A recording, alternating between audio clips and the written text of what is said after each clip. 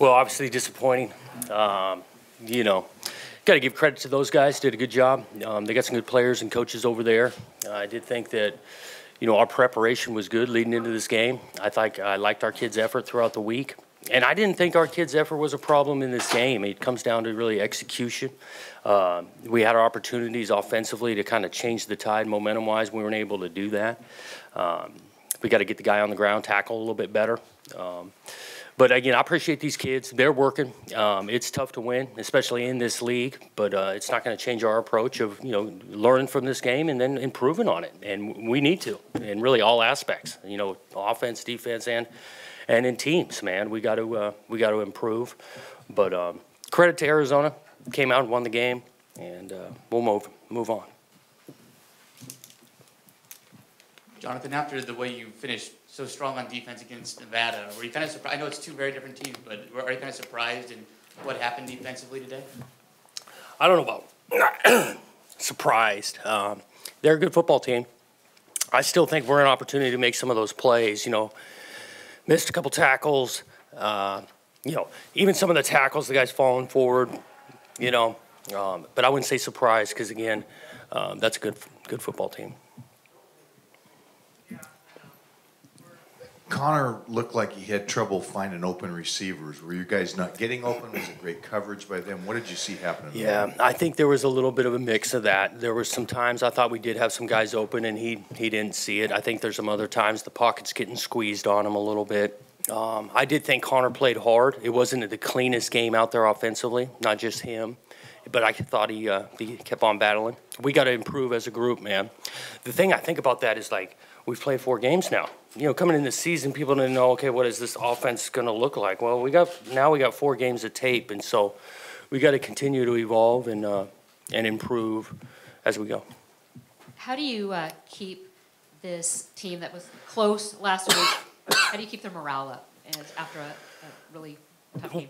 I think we tell them the truth all the time, and I really think the truth was it's 21-7. We got the ball, and we're driving to make the thing 21-14 in a football game. And so, yeah, it feels like, yeah, you lost again, and there was big scores and whatnot, but the game is not out of balance until late. And so we got to keep on swinging, keep on improving. And that's been the message, and it's been pretty consistent. And I'll say our guys' effort's been pretty consistent. Coach, on the offense, was it a bit of a surprise to you, especially, you know, getting back a couple guys, Bradford, Togiai, really seemed to struggle on both sides, you know, passing and running. It was. We never really found some rhythm out there. We really didn't. You know, again, going back to having a couple of guys open, a couple in the run game, some of those runs that had been popping, you know, were tackles at the line of scrimmage. And so I think that was a big factor of no rhythm, no momentum on the offensive side. Jonathan, you mentioned you guys had the ball and you're driving down 21-7 and a penalty, fumble snap, another holding penalty. How frustrating was that? How much did that impact you guys? I mean, you guys took like 8 minutes off the clock. Yeah, it was huge. I mean, it really was. And that's where, again, being able to execute for long periods of time. You know, I don't think it's an effort thing. It's an execution thing for a long period of time. Long drive, get to the end. We got to finish the thing. And we went backwards.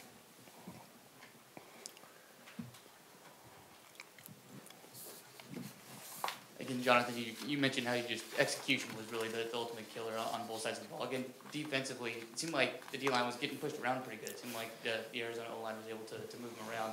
Is that an execution thing, or are you talking about tackling? Be a little more specific. Well, I think a little bit of the D-line's got a particular gap, and they got to cover up that gap, and there's other guys out there that fill, like linebackers, outside backers, and so that's something. As much as, again, this defensive effort, we're around this thing. They only scored 14 points at half, and they moved the ball pretty good. We were able to create a couple of stops. Even in the third quarter, you know, they go down and get a score, but it's 21-7, we're moving. At some point, it was going to be a breaking point, and that's where they popped a couple of late runs in the game. Yes. Taylor, I think, had close to 300 yards. How good a running back is he? He's a good player. I mean, and especially his unique size to be able to, like, sneak in there and put his foot in the ground. He's physical he's not just a tiny kid out there. He's put together. He's a good player. Like I said, they got some good players. This is disappointing, but he is a good player. Can you talk about the defense and the plan with Tate and whether, you know, he was going to run or his injury. And it looked like he injured himself partway through the game. Yeah, you know, I thought going into the game, we had guys assigned to him, and he wasn't a huge factor in the run game. So that does, you know, you look at things, it goes to our tackling, and it goes into our guys, when the ball gets handed to the back, we need to be able to wrap them up sooner than we did. Thanks, Coach. Okay.